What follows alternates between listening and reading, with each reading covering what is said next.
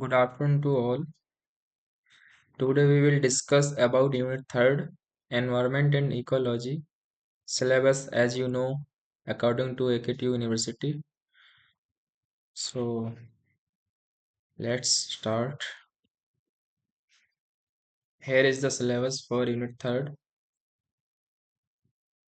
Pollution and their effects, public health aspects of environmental, water pollution, air pollution, soil pollution, noise and solid waste management. सबसे पहले discuss करते हैं pollution. Pollution refers to the introduction of harmful substances or contaminants into the environment, resulting in adverse effects on living organism, ecosystem and the overall environment. बहुत ही ज़्यादा इसका negative impact पड़ता है environment पे as well as human life पे. ऐसे harmful substances हैं, अब डिफरेंट डिफरेंट टाइप्स के हैं, आगे डिस्कस होएगा. It is the presence or occurrence of pollutants in the environment beyond natural level which leads to degradation, disruption or imbalance of ecological system. Pollution, harmful substances like pollutants बहुत ज़्यादा problem create कर रहे हैं जैसे कि आगे है pollutants. सबसे पहले आपको ये पता होना चाहिए कि pollutants क्या होते हैं. तो these are the agents, or we can say pollutants is a substance that is introduced into the environment and cause pollution. ये हार्मफुल एजेंट्स हैं, हार्मफुल सब्सटेंसेस हैं जो एनवायरनमेंट में मिक्सअप होकर पॉल्यूशन फैलाते हैं या पॉल्यूशन क्रिएट करते हैं. It can be solid, liquid और gaseous form that has harmful effect on the environment. किसी भी फॉर्म में हो सकता है, लाइक सॉलिड, लिक्विड, गैसियस, सभी में जो living organism and human health को इफेक्ट करता है. Pollutants can come from natural source और result from human activities. Naturally भी पॉल्यूटेंट्स हो सकते हैं और ह्यूमन से तो होते ही हैं, सभी को पता ही है. इसमें अब सबसे पहले आता है टाइप्स ऑफ पॉल्यूटेंट्स. इनको हमने फोर कैटेगरी में डिवाइड किया है. फर्स्ट वन है पार्टिकुलेट मैटर, जैसे कि सॉलिड, लिक्विड. सॉलिड और लिक्विड पार्टिकल्स हो सकते हैं, जैसे एयर है, सच एज डस्ट है, सूट है, स्मोक एंड एरोसोल्स. ये सभी पार्टिकुलेट मैटर के अंदर आएंगे. फिर अगला है gaseous pollutants like carbon monoxide, carbon dioxide, sulfur dioxide, nitrogen oxide, ozone. These are the examples for gaseous pollutants. Pesticides and herbicides like chemical which are used in agricultural practices to prevent, or we can say to control the pest and insects and weeds. So these are pesticides and herbicides. फिर है radioactive substances like uranium, rhenium, caesium and plutonium. These are four types of pollutants, or we can say harmful substances. Next, classification pollution. अब इसमें सबसे ज़्यादा गलतियां ये होती हैं जब आपसे क्लासिफिकेशन पूछा जाता है तो हम टाइप्स ऑफ पॉल्यूशन लिख के आ जाते हैं. टाइप्स ऑफ पॉल्यूशन पूछते हैं तो क्लासिफिकेशन ऑफ पॉल्यूशन लिख के आ जाते हैं. तो ये ध्यान रखना, क्लासिफिकेशन में कैटेगराइज कर रहे हैं और टाइप्स ऑफ पॉल्यूशन में उनको टाइप्स बताएंगे, like air pollution, soil pollution, noise pollution. Those are the types of pollution. First one है पॉल्यूशन. अब पॉल्यूशन को थ्री टाइप्स से कैटेगराइज किया. फर्स्ट वन है based on source, based on persistence and based on impact. तो सबसे पहले based on source से हम इनको एक्सप्लेन करते हैं. बेस्ड ऑन सोर्स है जो ओरिजिन उसका कहाँ से, उसके बेस पे हम इसको कैटेगराइज कर रहे हैं. जैसे पॉइंट सोर्स पॉल्यूशन और नॉन पॉइंट सोर्स पॉल्यूशन. जब हमें इसके ओरिजिन का पता होता है, जो भी पॉल्यूशन है और उसके ओरिजिन का हमें पता है, तो उसे हम रखते हैं पॉइंट सोर्स पॉल्यूशन की कैटेगरी में. जैसे फैक्ट्री है, चिमनी है, वेस्ट वाटर है, डिस्चार्ज पाइप है, ये सब पॉइंट सोर्स पॉल्यूशन के एग्जांपल है. और नॉन पॉइंट में जब हमें इसके ओरिजिन का पता नहीं होता, such as agricultural run off, urban storm water run off, इस तरीके से हमें इसके ओरिजिन का पता नहीं कहाँ से ये पॉल्यूशन आया है, इसलिए इसे नॉन पॉइंट सोर्स पॉल्यूशन की कैटेगरी में रखेंगे. ये एग्जाम्पल इमेज है, आप देख सकते हैं पॉइंट सोर्स के लिए, नॉन पॉइंट सोर्स के लिए। फिर है क्लासिफिकेशन ऑफ पॉल्यूशन में बेस्ड ऑन परसिस्टेंस। इसे भी हमने टू टाइप से कैटेगराइज किया। First one biodegradable and second one है नॉन बायोडिग्रेडेबल। जब कुछ पॉल्यूशन है that can be broken down and decomposed by natural process over time to time. जब डिकम्पोज हो जाए तो उसे बायोडिग्रेडेबल पॉल्यूशन में रखेंगे, अगर नहीं होता तो उसे नॉन बायोडिग्रेडेबल पॉल्यूशन की कैटेगरी में रखते हैं। एग्जाम्पल के लिए organic waste can be degraded by bacteria and other micro organism, इसलिए इसे हम इस कैटेगरी में रखेंगे बायोडिग्रेडेबल। और नॉन बायोडिग्रेडेबल में जैसे प्लास्टिक्स हैं, हैवी मेटल्स हैं, are the examples of non biodegradable.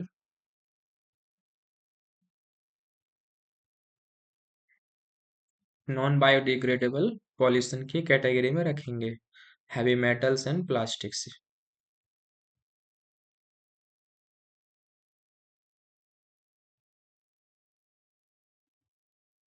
इसके बाद है बेस्ड ऑन परसिस्टेंस, हो गया। अब बेस्ड ऑन इम्पैक्ट। इम्पैक्ट में भी हमने टू टाइप्स में कैटेगराइज करा। फर्स्ट वन है प्राइमरी पॉल्यूशन, सेकंड वन है सेकेंडरी पॉल्यूशन। प्राइमरी पॉल्यूशन है जो ओरिजिनल फॉर्म में एनवायरनमेंट में अवेलेबल रहते हैं, या आप कह सकते हैं कि जो ओरिजिनल फॉर्म में ही पॉल्यूशन क्रिएट करते हैं, like carbon monoxide and sulphur dioxide. And secondary pollution क्या होता है कि केमी due to the chemical reaction ये सेकेंडरी पोल्यूटेंट्स में कन्वर्ट हो जाता है और पॉल्यूशन क्रिएट करता है। जैसे एग्जांपल के लिए ये है सेकेंडरी पोल्यूशन। एग्जाम्पल के लिए कह सकते हैं ओजोन है, एसिड रेन है, SO2 रिस्पॉन्सिबल है जिसके लिए, एंड स्मोक वगैरह, ये सब है सेकेंडरी पोल्यूशन की कैटेगरी। इसके बाद आता है टाइप्स ऑफ पोल्यूशन। अभी तक जो पढ़ा वो था क्लासिफिकेशन ऑफ पोल्यूशन, जिसमें आपने based on source, based on persistent and based on impact देखा। इसके बाद उनको भी टू टू कैटेगराइज में कन्वर्ट किया। फर्स्ट वन था point source, second one non point source pollution based on persistence, biodegradable and non biodegradable pollution. इसके बाद था based on impact like primary pollution and secondary pollution. अब है types of pollution. इसमें सभी types के pollution discuss करने हैं। जनरल पोल्यूशन, किसी एक पोल्यूशन को स्पेसिफाई नहीं करना है, सारे पोल्यूशन डिस्कस करने हैं, like air pollution, water pollution, soil pollution, noise pollution and light pollution, thermal pollution and radio active pollution है। तो सबसे पहले एयर पोल्यूशन है। जब हार्मफुल सब्सटेंसेस एयर में मिक्सअप हो जाते हैं तो उसे बोलते हैं एयर पोल्यूशन। वाटर पोल्यूशन में जब हार्मफुल सब्सटेंसेस हैं और कह सकते हैं कि वेस्ट या अनट्रीटेड वाटर को आप वाटर में मिक्स करते हैं तो वाटर क्वालिटी डिग्रेड हो जाती है, जिससे वाटर पोल्यूशन कहते हैं। सॉइल पोल्यूशन में ऐसा होता है कि जो अन अन क्या कह सकते हैं कि जब बहुत ज़्यादा मात्रा में आप पेस्टिसाइड और हर्बिसाइड्स का यूज करते हैं एग्रीकल्चरल में, और कहते हैं एग्रीकल्चर में, इसके अलावा जो इंडस्ट्रियल वेस्ट होता है, जो वेरी टॉक्सिक वेस्ट होता है, उसे आप डंप करते हैं सॉइल में, तो उधर पे हार्मफुल सब्सटेंसेस सॉइल में मिक्सअप हो जाते हैं, जिस वजह से उसे बोलते हैं सॉइल पॉल्यूशन। इसके बाद है नॉइज पॉल्यूशन। जब एक्सेसिव नॉइज हो जाती है जो डिस्टर्ब करती है अपने एनवायरनमेंट को, एज वेल ह्यूमन हेल्थ को, एज वेल एज एनिमल्स को, तो इसे आप बोलते हैं नॉइज पॉल्यूशन। क्योंकि हमें सुनने के लिए कुछ लिमिट तक ही नॉइज चाहिए, उससे ज़्यादा लिमिट हो जाएगी तो वो नॉइज पॉल्यूशन क्रिएट करेगी जो हमें हार्म करती है। लाइट पॉल्यूशन में हमें देखने के लिए या जो भी चीज़ें हैं, लाइट एक लिमिटेड लाइट की ही रिक्वायरमेंट होती है। जब एक्सेसिव लाइट हो जाती है तो वो हार्मफुल होने लगती है, तो उस हार्मफुल लाइट को ही आप बोलेंगे लाइट पॉल्यूशन। जैसे एक्सेसिव और misdirected artificial lighting that causes unwanted illumination and affects ecosystem. जैसे क्या क्या दिक्कत हो जाती है, वाइल्ड लाइफ बिहेवियर डिस्टर्ब होने लगता है, ह्यूमन स्लीप पैटर्न्स बिगड़ने लगता है, एस्ट्रोनॉमिकल ऑब्जर्वेशंस भी बेकार हो जाते हैं, या कह सकते हैं गड़बड़ होने लगते हैं। फिर थर्मल पॉल्यूशन। एक्सेसिव और हीट की वजह से जो पॉल्यूशन होता है उसे बोलते हैं thermal pollution, like increase in water और air, increase in water or air temperature due to the release of heated effluents from industrial processes, power plants, and other sources. It can disrupt aquatic ecosystem and affect biodiversity. अगला है, last one है radioactive pollution. जैसे contamination of the environment by radioactive substances often from nuclear accidents हों, improper handling of radioactive materials हों, और posing risk to human health and ecosystem. जो radioactive material होता है उसकी proper handling ना की गई हो, या एक्सीडेंटल जो पर एक्सीडेंटल रीजन हो सकते हैं इस पॉल्यूशन के लिए, रेडियो एक्टिव पॉल्यूशन के लिए। अगला देखिए, फिर है कॉजेज ऑफ पॉल्यूशन। इसमें भी हमने कोई स्पेसिफिक नहीं किया कि हमें सिर्फ एयर पॉल्यूशन के कॉजेज बताइए या फिर वाटर पॉल्यूशन के कॉजेज बताइए। इसमें जनरल कॉजेज बताने हैं पॉल्यूशन के, लाइक कोई सा भी पॉल्यूशन हो सकता है। तो फर्स्ट वन है इंडस्ट्रियल, क्योंकि एक एक जो रीजन है हो सकता है उस रीजन से दो या दो से ज्यादा पॉल्यूशन भी क्रिएट हो रहे हों।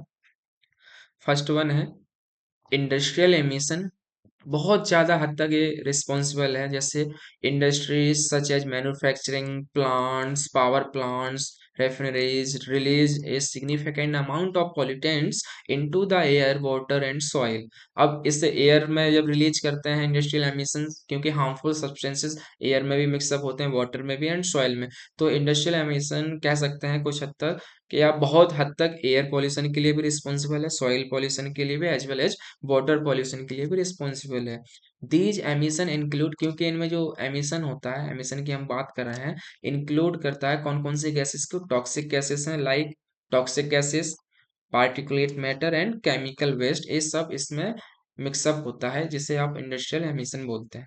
फिर अगला vehicle emission, the burning of fossil fuel भी बहुत ज़्यादा रिस्पॉन्सिबल है पॉल्यूशन के लिए। चाहे वो आप टू व्हीलर्स हैं, फोर व्हीलर्स हैं, कार, ट्रक, एयरप्लेन्स, ये सब कुछ भी हो सकते हैं, क्योंकि इनके एमिशन से जो गैसेस रिलीज होती हैं like carbon monoxide, nitrogen oxide and politic organic compound, ये सारे रिलीज होती हैं, जिससे कौन कौन से पॉल्यूशन होते हैं, एयर पॉल्यूशन होता है, और urban, specially in urban area with high traffic congestion, high traffic जो होता है उससे भी पॉल्यूशन होता है। अगला देखिए, फॉजिल फ्यूल कंबंशन, जब फॉजिल फ्यूल की आप बर्निंग करते हैं, चाहे वो फैक्ट्री में हो या कहीं और हो, तो वो भी एक्सेसिव हीट प्रोड्यूस करती है और उससे से हार्मफुल गैसेस रिलीज होती हैं जो एनवायरनमेंट में मिक्सअप होकर एयर पॉल्यूशन फैलाते हैं। जैसे ये इम्प्रॉपर वेस्ट मैनेजमेंट, अब जो भी वेस्ट हो, चाहे वो घरों का वेस्ट हो, इंडस्ट्री वेस्ट हो, डोमेस्टिक वेस्ट हो, कहीं का भी वेस्ट हो, उसके अगर प्रॉपर वेस्ट मैनेजमेंट सिस्टम ना अप्लाई किया गया हो तो उससे भी क्या होता है, पॉल्यूशन होता है। जैसे कौन कौन से, लाइक अगर वाटर में आपने डंप कर दिया वेस्ट तो वाटर पॉल्यूशन, सॉइल में किया तो सॉइल पॉल्यूशन, एयर में मिक्सअप या जला दिया तो वो एयर पॉल्यूशन कहलाता है। फिर एग्रीकल्चरल प्रैक्टिसेस में है जो केमिकल फर्टिलाइजर, पेस्टिसाइड्स और हर्बिसाइड्स यूज किए जाते हैं फसल उगाने के लिए कि बहुत ज़्यादा क्वांटिटी में फसल उग जाए और इंसेक्ट से भी बची रहे, उस केस में भी क्या होता है, सॉइल पॉल्यूशन होता है। और सॉइल पॉल्यूशन हो गया, इसके अलावा जब कभी बारिश होती है तो बारिश के साथ साथ ये रन ऑफ के साथ ये बह के वाटर बॉडीज में मिक्सअप होता है जिससे वाटर पॉल्यूशन भी होता है। अब कॉजेज ऑफ पॉल्यूशन में डिफॉरेस्टेशन भी है, clearing of forest for agriculture, चाहे आप किसी भी चीज के लिए फॉरेस्ट की कटिंग करें, चाहे एग्रीकल्चर के लिए करें, अर्बनाइजेशन के लिए करें, किसी भी कॉजेज के लिए आप फॉरेस्ट को कट करेंगे वो आप हमारे लिए नुकसानदेह ही होगा। जैसे deforestation disturbs ecosystem, reduced carbon suggestion, अब जितने ज़्यादा ट्रीज होंगे वो जो ग्रीन हाउस गैस होती है जैसे लाइक कार्बन डाइऑक्साइड को एब्जॉर्ब करते हैं, अब ट्रीज कम हो जाएंगे तो कार्बन डाइऑक्साइड वैसे ही बढ़ रही है और ज़्यादा बढ़ जाएगी, जिससे क्या होगा, ग्रीन हाउस गैस इफेक्ट भी बढ़ जाएगा। और माइनिंग एक्टिविटीज, माइनिंग एक्टिविटीज में देखिए, माइनिंग ऑपरेशन, अब कोई भी मिनरल्स जो होते हैं उनको अर्थ सरफेस से, अर्थ के अंदर से निकालने के लिए माइनिंग जरूरी है, और माइनिंग जब करते हैं तो उससे भी soil pollution, noise pollution, air pollution, ये सारे पॉल्यूशन होते हैं। कंस्ट्रक्शन एक्टिविटीज है, कंस्ट्रक्शन एक्टिविटीज में हम देखते हैं कि जो कंस्ट्रक्शन होते हैं तो उसमें बहुत हैवी इक्विपमेंट की रिक्वायरमेंट होते हैं, बड़ी बड़ी मशीनरी का यूज किया जाता है जिनसे उनकी जो नॉइज होती है वो नॉइज पोल्यूशन क्रिएट करती है, और जो कंस्ट्रक्शन साइट्स में डस्ट बहुत ज्यादा प्रोड्यूस होती है वो एयर पोल्यूशन क्रिएट करती है। उसके बाद वही सेम केस है, जब बारिश के साथ जो रन ऑफ होता है वो जाके वाटर बॉडीज में मिक्सअप होता है, वहां से वाटर पोल्यूशन भी होता है। अब ऐसा तो है नहीं कि हम कंस्ट्रक्शन साइट्स बंद कर देते हैं, क्योंकि कंस्ट्रक्शन बंद कर देने से किसी भी नेशन का डेवलपमेंट रुक जाएगा। इसीलिए इनके कुछ प्रिवेंशन है वो आगे देखेंगे, कुछ हम कर सकते हैं कि नहीं कर सकते हैं, बट फिलहाल जो कॉजेज हैं वो डिस्कस कर रहे हैं। अगला है नेचुरल इवेंट्स में हम वोल्केनो जो होते हैं, वोल्केनिक इरप्शंस जो होते हैं, फॉरेस्ट फायर्स होते हैं एंड डस्ट स्टॉर्म जो होते हैं, ये रिलीज करते हैं large amount of pollutants into the air and contribute to the air pollution. अगर आपसे कभी पूछा जाए कि एयर पॉल्यूशन के लिए नेचुरली कौन रिस्पॉन्सिबल है, तो ये सारे रीजंस लिख सकते हैं, like volcano eruptions, forest fires, dust storms, etc। Population growth and urbanisation. अब ये जो रीजन है ना पॉपुलेशन वाला, ये सारे पॉल्यूशन के लिए एक तरीके से रिस्पॉन्सिबल है। जैसे पॉपुलेशन ग्रोथ ही, डिमांड बढ़ी, डिमांड बढ़ेगी तो मैन्युफैक्चरिंग बढ़ेगी, मैन्युफैक्चरिंग बढ़ेगी तो उतनी ज़्यादा इंडस्ट्री बढ़ेंगी, इंडस्ट्री बढ़ने के साथ साथ उतना ज़्यादा फॉसिल फ्यूल्स का कंजम्पशन होगा, फॉसिल फ्यूल्स बढ़ने के साथ साथ हार्मफुल सब्सटेंसेस एयर में मिक्सअप होते हैं। इसके अलावा उतना ही ज़्यादा मैन्युफैक्चरिंग होने के साथ साथ उतना ही ज़्यादा इसमें क्या होगा, वेस्ट जनरेशन भी होगा, जो वाटर बॉडीज में या डंप करने के लिए कोई सॉइल सरफेस में डंप करेंगे तो वहां पे soil pollution as well as water pollution होता है। तो पॉपुलेशन इसीलिए बोला जाता है, इसको और कंट्रोल किया जाए, क्योंकि स्टॉप दे हो नहीं सकती ऐसी चीजें। अब है इफेक्ट्स ऑन एनवायरनमेंट। अभी effects of on the environment, जो पॉल्यूशन हो रहा है उसकी वजह से एनवायरनमेंट में क्या इफेक्ट होते हैं, जैसे क्लाइमेट चेंज है और बायोडाइवर्सिटी लॉस है। तो क्लाइमेट चेंज में कौन कौन सी चीजें हैं, ग्रीन हाउस गैस एमिशन है, मेल्टिंग ऑफ आइस कैप है, अल्टर्ड वेदर पैटर्न है। ग्रीन हाउस गैस एमिशन में हम देखते हैं कि जितना ज्यादा पॉल्यूशन होता है, जैसे बर्निंग ऑफ फॉसिल फ्यूल्स है या इंडस्ट्रियल प्रोसेस है, ग्रीन हाउस गैसेस रिलीज करता है, जिससे ग्लोबल वार्मिंग बढ़ती है, climate change risk. Climate change हो रहा है, कभी गर्मी है तो गर्मी हो रही है, कभी सर्दी हो रही है तो बहुत ज्यादा सर्दी हो रही है, गर्मी के मौसम में भी सर्दी हो रही है, कुछ भी हो रहा है, प्रिडिक्टिव नहीं हो पा रहे हैं, कभी कुछ भी हो रहा है। मेल्टिंग ऑफ आइस कैप्स है। अब मेल्टिंग ऑफ आइस कैप्स का मतलब है बहुत ज़्यादा हीट होने के, जैसे जो आइस है वो मेल्टिंग हो रही है, अंटार्कटिका का हम एक एग्जांपल ले सकते हैं। बहुत ज़्यादा आइस मेल्ट होने से क्या होता है कि सी लेवल, वाटर लेवल ऑफ सी बढ़ जाता है, और वो आसपास जितने भी शहर होते हैं समुद्र के किनारे वाले, उनको दिक्कत होगी, वो डूबने लग जाते हैं। अल्टर्ड वेदर पैटर्न का मतलब है कि मोर फ्रिक्वेंट सीवियर होती है, जैसे फ्लड की कंडीशन हो जाती है, कभी सूखा हो जाता है, ये सारे अल्टर्ड वेदर है। नहीं तो एक कह सकते हैं ना कि विदाउट पॉल्यूशन, अगर पॉल्यूशन नहीं होगा तो नेचर अपने हिसाब से चलेगी और कहीं पे फ्लड की कंडीशन और ड्रॉट की कंडीशन नहीं आएगी, बट पॉल्यूशन की वजह से ये सारी प्रॉब्लम्स आ रही हैं। फिर बायोडाइवर्सिटी लॉस में हम देखते हैं कि हैबिटेट, कई सारे जो ए, एक स्पेसिफिक एरिया में जहाँ पे बहुत अच्छे प्लांट्स, एनिमल्स, जो लिविंग ऑर्गेनिजम्स होते हैं, पॉल्यूशन की वजह से वहाँ पे या तो वो मर जाते हैं या वो प्लेस छोड़ के दूसरे प्लेस चले जाते हैं, जिससे वो एक हैबिटेट, उनका घर होता है, बहुत सारे एनिमल्स का घर होता है, जो कि जैसे डिफॉरेस्टेशन की वजह से वो हट जाता है, यानी जंगल काट देते हैं तो बहुत सारे जो एनिमल्स हैं वो घर छोड़ने पे मजबूर हो जाते हैं। species extinction है। Pollution can contribute to the decline and extinction of plants and animal species, disrupting ecosystem and reducing biodiversities। बहुत सारे जो डिफरेंट डिफरेंट टाइप्स के लिविंग ऑर्गेनिजम्स होते हैं, उनकी वैरायटी खत्म होने लगती है। डिसरप्शन ऑफ इकोलॉजिकल बैलेंस, जो इकोलॉजिकल बैलेंस बना हुआ है वो पॉल्यूशन की वजह से बिगड़ने लगता है। और जो इंटरेक्शन होता है between species as well as resources, वो भी बेकार हो जाता है। फूड चेन और फूड वेब वाला जो डिस्कस किया था ना, वो भी डिस्टर्ब हो जाता है। फिर है इफ, अभी डिस्कस जो कर रहे थे इफेक्ट्स ऑन द एनवायरनमेंट कर रहे थे, like climate change and biodiversities loss. अब है effects on public health. Public health में क्या क्या दिक्कत, जैसे रेस्पिरेटरी प्रॉब्लम्स होती है, जो सांस लेने में दिक्कत होने लगती है, क्योंकि कुछ पार्टिकुलेट मैटर होते हैं, और नाइट्रोजन ऑक्साइड, ओजोन, ये सब क्या होती हैं, जब हम सांस लेते हैं तो हमारे सांस लेने में दिक्कत होती है, लाइक अस्थमा, और ये सब चीजें होने लगती हैं। It can lead also to the respiratory infection and reduce lung function। अगला है कार्डियोवैस्कुलर डिसीज है, ये हार्ट डिसीज से रिलेटेड होता है। Pollutants can enter to the blood stream and damage blood vessels, जो होते हैं उनको डैमेज करते हैं, जिसमें आजकल बहुत ज़्यादा इलाज चलने लगता है, स्टेंट वगैरह डाले जाते हैं जो ब्लड वेसल्स खोलने के लिए, ताकि ब्लड सर्कुलेशन बना रहे। कैंसर भी पॉल्यूशन के लिए बहुत ज़्यादा रिस्पॉन्स, पॉल्यूशन की वजह से बहुत ज़्यादा हो रहा है, like vehicle exhaust, industrial emission, ये सारे रिस्क हो सकते हैं। स्किन कैंसर हो या फिर इंक्लूडिंग लंग ब्लैडर है, ब्लैडर, इट इज बहुत सारे टाइप्स हैं कैंसर के जो पॉल्यूशन की वजह से फैल रहा है। न्यूरोलॉजिकल इफेक्ट में है, some pollutants such as lead, mercury and certain pesticides can have neurotoxic effects particularly on children। अब न्यूरोलॉजिकल इफेक्ट का मतलब है जब कभी ये सारे लेड मरकरी ये जो चीजें हैं, ये हम खाने के साथ हमारी बॉडी कंज्यूम कर लेती है वो, और चिल्ड्रन के लिए खास तौर से ये बहुत ज्यादा हार्मफुल है। जैसे कोई भी फूड प्रोडक्ट है, अगर उसमें लेड की मात्रा ज़्यादा है तो उसको बंद करने के लिए सरकार ऑर्डर दे देती है, या ऐसी गाइडलाइन जारी करती है कि इनको कंज्यूम ना किया जाए, क्योंकि न्यूरोलॉजिकल इफेक्ट्स के लिए रिस्पॉन्सिबल होती है। अगला है रिप्रोडक्टिव एंड डेवलपमेंट इश्यूज हैं, जैसे some pollution can affect reproductive health and development. It can lead to fertility problems, birth defects, development delay and complication during pregnancy. इतनी सारी रिस्पॉन्सिबल चीजें हैं पॉल्यूशन की वजह से, रिप्रोडक्टिव एंड डेवलपमेंट इश्यूज।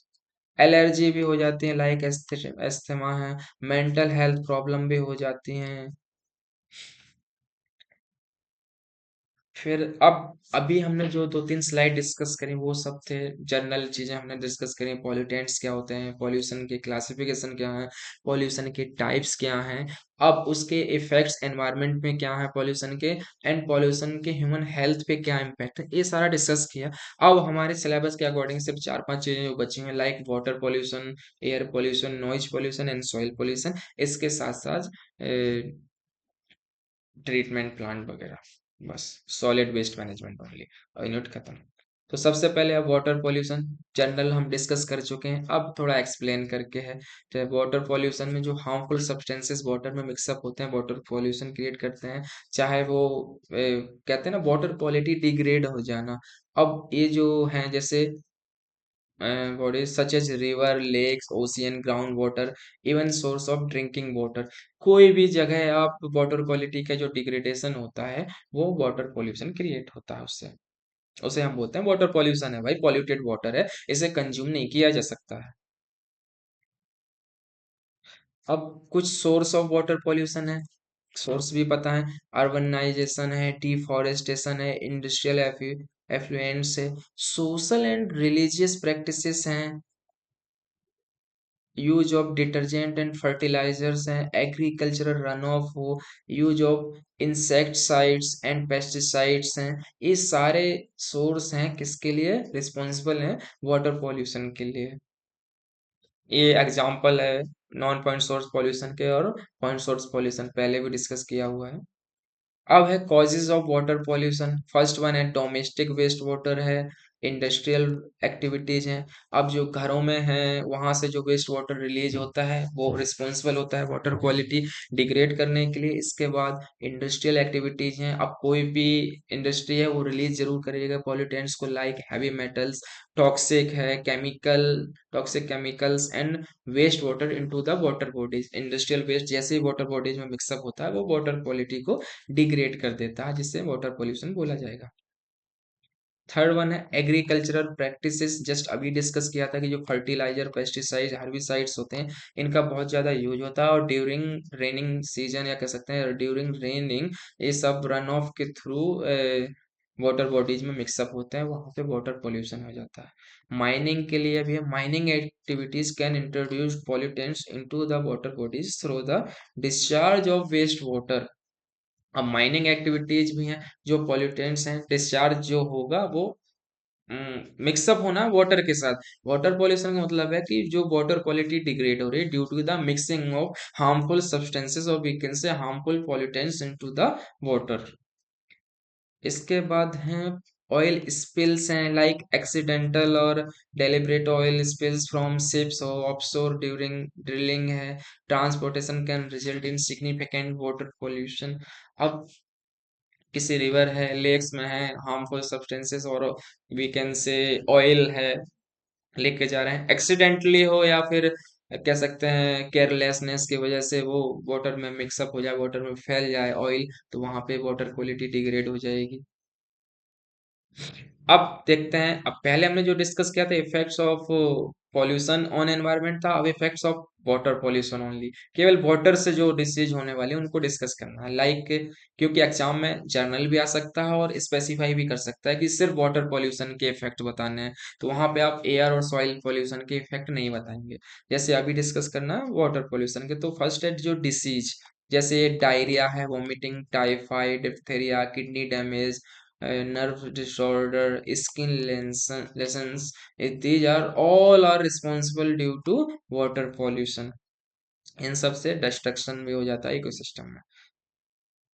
अब है इफेक्ट्स ऑफ वाटर पॉल्यूशन, अभी और भी हैं, ये तो डिसीज भी हो गई हैं, डिस्ट्रक्शन, इकोसिस्टम डिस्टर्ब हो जाता है, इसके अलावा ऑट्रोफिकेशन, इसमें हमने पहले भी डिस्कस किया है कि ऑट्रोफिकेशन क्या है, एक्सेसिव न्यूट्रिएंट्स की वजह से जो thick layer green plants, small vegetation, vegetation नहीं कहेंगे, जो एल्गी और फंजाई वगैरह जो होती है ना, इस टाइप से क्या होता है, एक्सेसिव न्यूट्रिएंट्स की वजह से एक थिक लेयर यहाँ पे बना लेते हैं, जिसकी वजह से सन रेज अंदर नहीं जा पाती हैं, और जो अंदर के प्लांट्स और लिविंग ऑर्गेनिजम्स होते हैं उनकी ग्रोथ रुक जाती है और वो मर जाते हैं या फिर बिल्कुल ही ग्रोथ स्टॉप हो जाती है।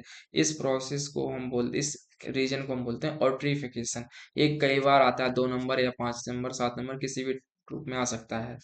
बहुत इंपॉर्टेंट, 2 नंबर के लिए तो बहुत ज्यादा इंपॉर्टेंट है कि व्हाट इज ऑट्रोफिकेशन, तो बता सकते हैं यही। Effect to the food chain, अब वाटर पॉल्यूशन की वजह से क्या होता है, फूड चेन में भी इफेक्ट होता है, क्योंकि जो फिशेस हैं या एनिमल्स हैं ये सब क्या है, टॉक्सिक वाटर को कंज्यूम करेंगे, जिससे बीमारी फैलेगी और ये लोग भी मर जाते हैं, जो लिविंग ऑर्गेनिजम्स होते हैं। कैसे कंट्रोल करेंगे water pollution, control of water pollution, तो जो रेगुलेटरी मेजर्स बने हुए होते हैं, गवर्नमेंट स्कीम बनाती है, लॉज बनाती है, उनका पालन करना है।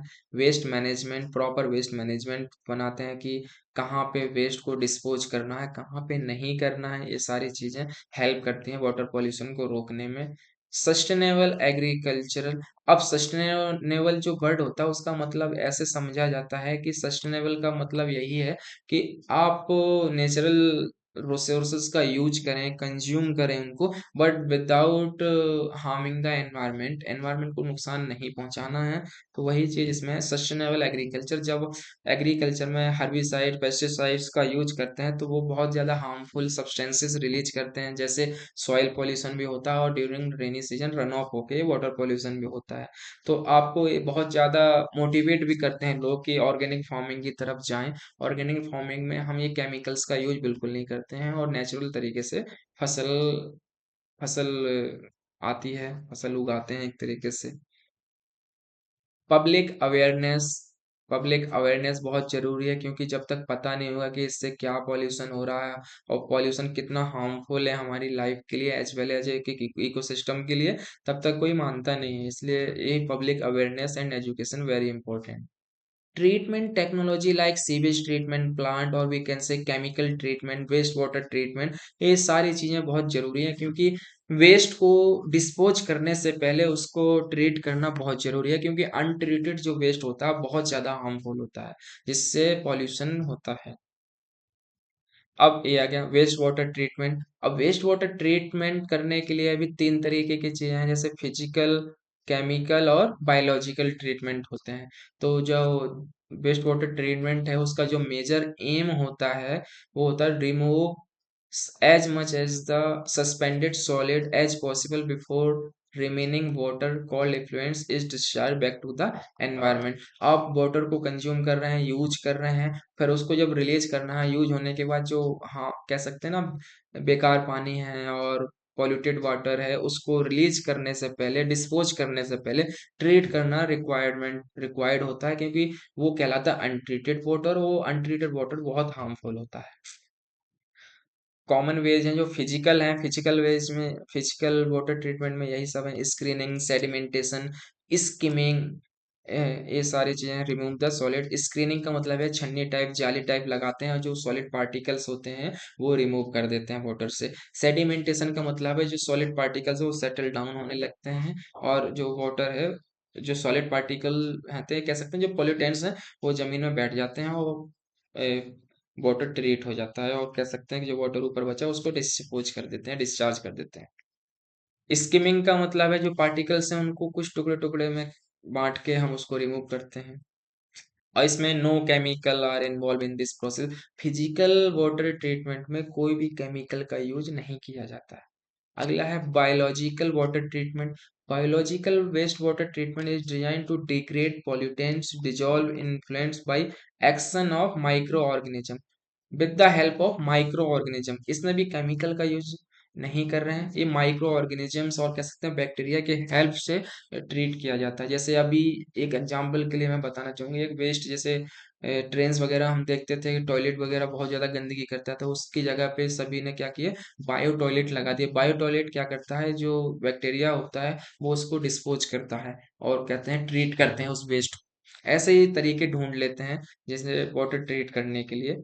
अगर आप वेस्ट वाटर को ट्रीट करने के लिए माइक्रो ऑर्गेनिजम्स और बैक्टीरिया का यूज करते हैं, that is comes under biological water treatment. और pollutants are used as nutrients की तरह आप पॉल्यूटेंट्स का यूज करते हैं इसमें। केमिकल ट्रीटमेंट में हम केमिकली मेथड से वाटर ट्रीट करते हैं, या जैसे कि आयन एक्सचेंज है, ये सारा न्यूट्रलाइजेशन है, केमिकल प्रेसिपिटेशन है, chemical disinfection. These are comes under the category of chemical treatment. ये एक फ्लो चार्ट है, इसको समझ सकते हैं। जैसे फिजिकल मेथड में screening, communication, sedimentation, flotation, filtration. Biological method में है aerated lagoons, trickling filter, rotating biological contractors, anaerobic digestion, biological nutrients removal.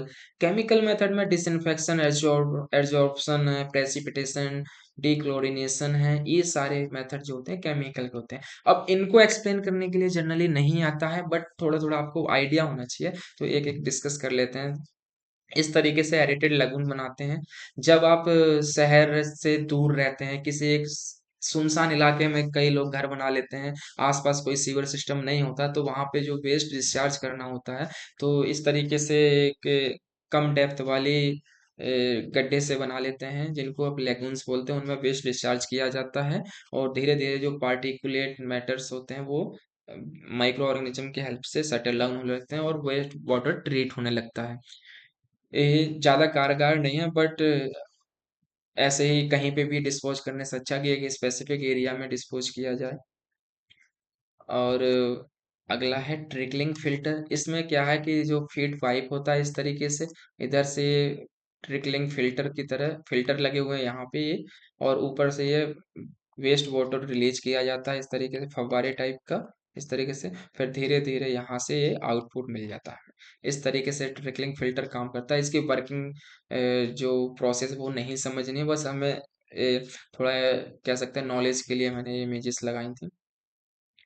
अगला है रोटेटिंग बायोलॉजिकल कॉन्ट्रैक्टर। इसमें क्या है, इस तरीके से एक कॉन्ट्रैक्टर लगाते हैं जो रोटेट करता रहता है, और जैसे ये ऊपर वाली जो लेयर होती है इसमें ऑक्सीजन का ट्रांसफर होता है और वापस से अंदर वाटर वेस्ट वाटर पे जाता है और ये घूमता रहता है, इससे वेस्ट वाटर ट्रीटमेंट होता है। एनारोबिक डाइजेस्टर में देख सकते हैं, ये एनारोबिक का मतलब तब यूज किया जाता है जब विदाउट क्या सकते हैं ऑक्सीजन की एब्सेंस में जो ट्रीटमेंट होता है उसे आप बोलते हैं एनारोबिक डाइजेस्टर। इसमें पूरा जो टैंक होता है पूरी तरह से बंद होता है, कहीं से भी ऑक्सीजन जाने के लिए कोई रास्ता नहीं होती है। जब ऑक्सीजन की एब्सेंस में वेस्ट वाटर को ट्रीट किया जाए वो कहलाता है anaerobic waste water treatment, like biological treatment भी है।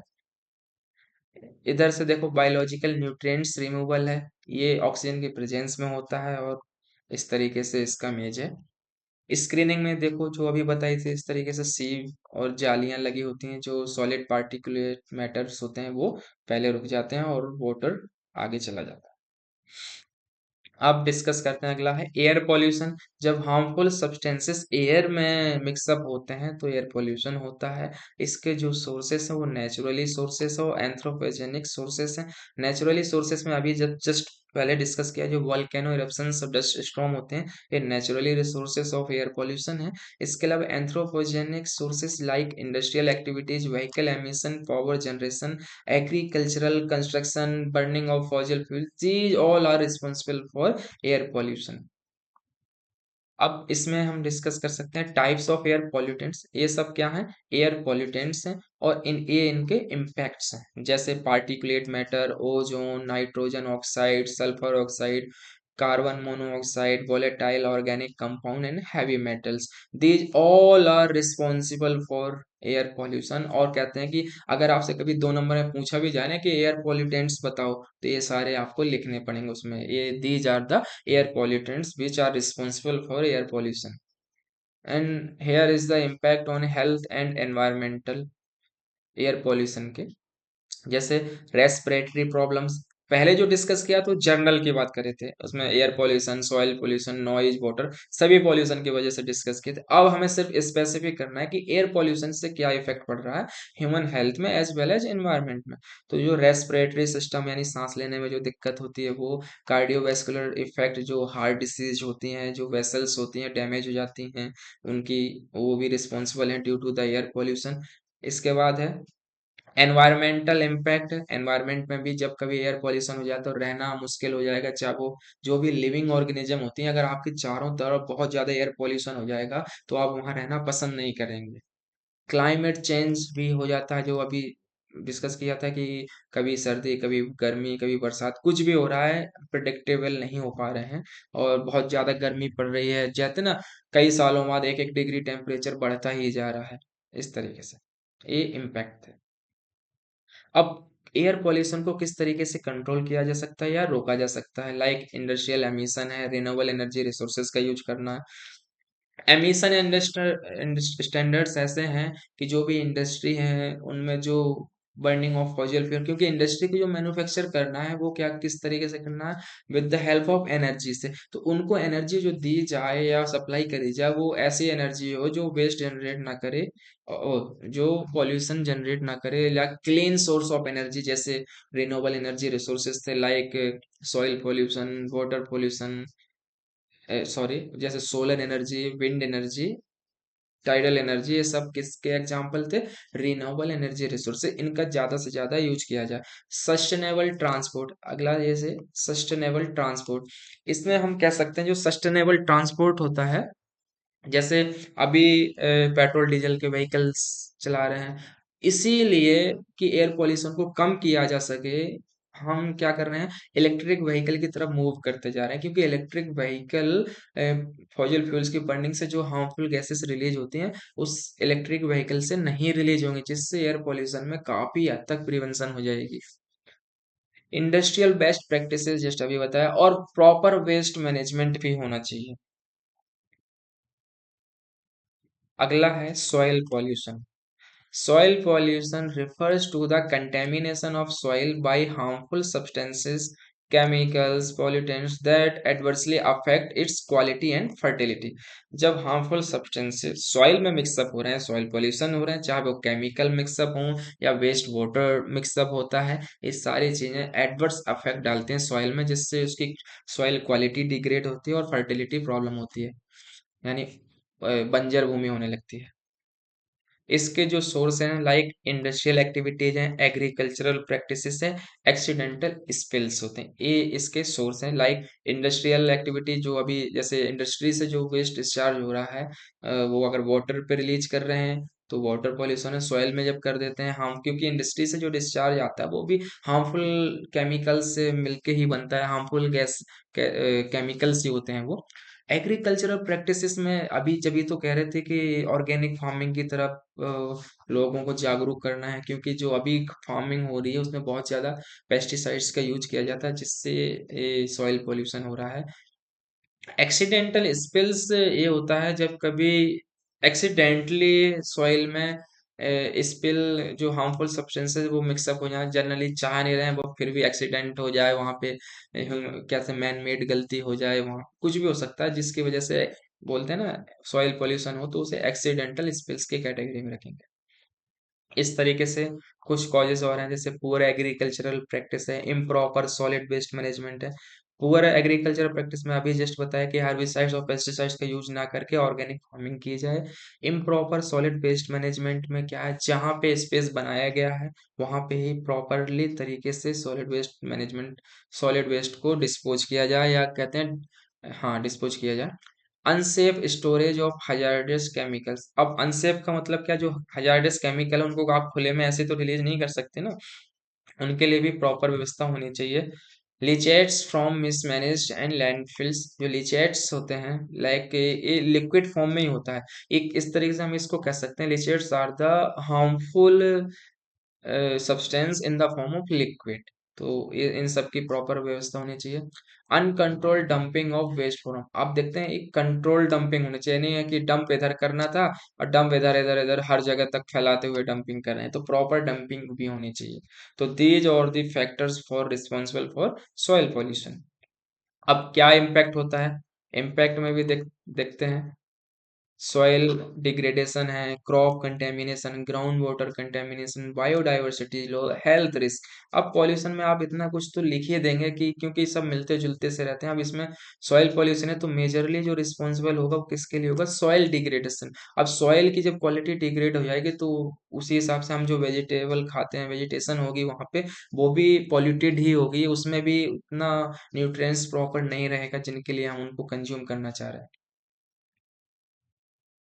कुछ negative consequences of soil pollution है, यानी कह सकते हैं effects of human beings.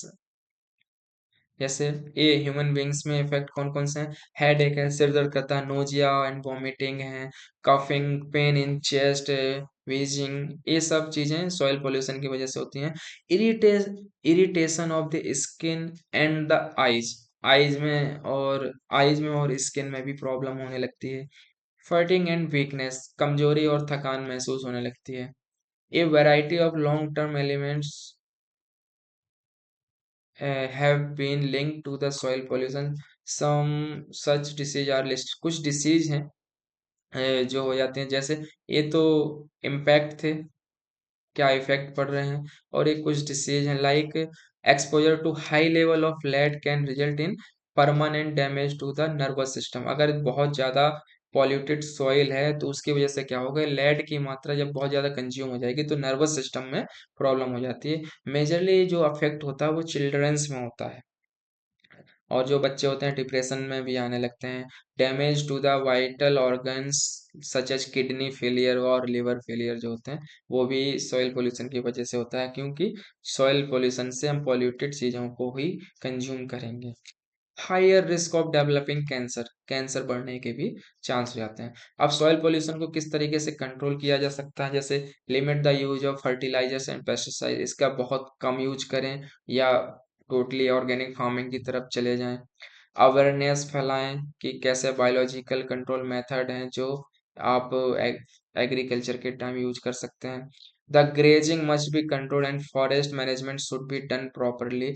Forest बहुत ज़्यादा रिस्पॉन्सिबल है कि ह्यूमन अपने बेनिफिट के लिए फॉरेस्ट को कट करते जा रहे हैं, जिससे सॉइल पोल्यूशन भी बढ़ रहा है। The afforestation and reforestation must take place, बहुत ज़्यादा पेड़ पौधे लगाएं। Proper prevention method like seeds should be used in area of wind erosion and wind breaks. ऐसे मतलब हवा की वजह से जो सॉइल इरोजन हो जाता है उसको कंट्रोल करने की कोशिश करें। ये सारी चीज़ें अपनाएंगे तो सॉइल पोल्यूशन भी कंट्रोल हो जाएगा। अगला है, लास्ट है शायद ये, नॉइज पॉल्यूशन। एक्सेसिव नॉइज है वो नॉइज पॉल्यूशन की कैटेगरी में आएगा, क्योंकि हमें सुनने के लिए एक लिमिटेड वॉइस ही रिक्वायर्ड होती है, उससे ज़्यादा अगर एक्सेसिव होती है, एक्सेसिव नॉइज जो होती है वो नॉइज पॉल्यूशन की कैटेगरी में आती है। अब इसके जो सोर्सेस होते हैं वो, जैसे ट्रांसपोर्टेशन है, अर्बन है, ट्रांसपोर्टेशन है, इंडस्ट्रियल एक्टिविटीज है, अर्बनाइजेशन है, recreational activities like loud music, concert and outdoor activities, ये सब रिस्पॉन्सिबल होते हैं सॉइल पॉल्यूशन के लिए। सबसे ज़्यादा ट्रांसपोर्टेशन वाला जो है, इससे सभी लोग इंट्रोड्यूस्ड होंगे, क्योंकि जनरली अप डाउन जो करते हैं सुबह सुबह ट्रैफिक में, जो हॉर्न की आवाज़ होती है और व्हीकल्स की जो आवाज़ है, वो सॉइल नॉइज पॉल्यूशन के लिए बहुत ज़्यादा रिस्पॉन्सिबल होती है। ये इफेक्ट हैं नॉइज पोल्यूशन के। हेल्थ इम्पैक्ट हैं, कम्युनिकेशन इंटरफेरेंस। हेल्थ इफेक्ट्स में क्या होता है, स्ट्रेस होने लगता है नॉइज से, इरिटेट होने लगते हैं, बहुत ज़्यादा नॉइज आती है, स्ट्रेस फील करते हैं, स्लीप डिस्टरबेंस, सो नहीं पाते हैं, हेयरिंग लॉस हो जाता है, सुनने में दिक्कत होती है, हाइपर टेंशन हो जाती है। ये सब नॉइज पोल्यूशन के इम्पैक्ट हैं। और जो कम्युनिकेशन इंटरफेरेंस है, जैसे कोई एक दूसरे से बात कर रहा है बगल में, अगर नॉइज पोल्यूशन हो रहा हो तो वो आपस में कम्युनिकेट नहीं कर पाएंगे ठीक से।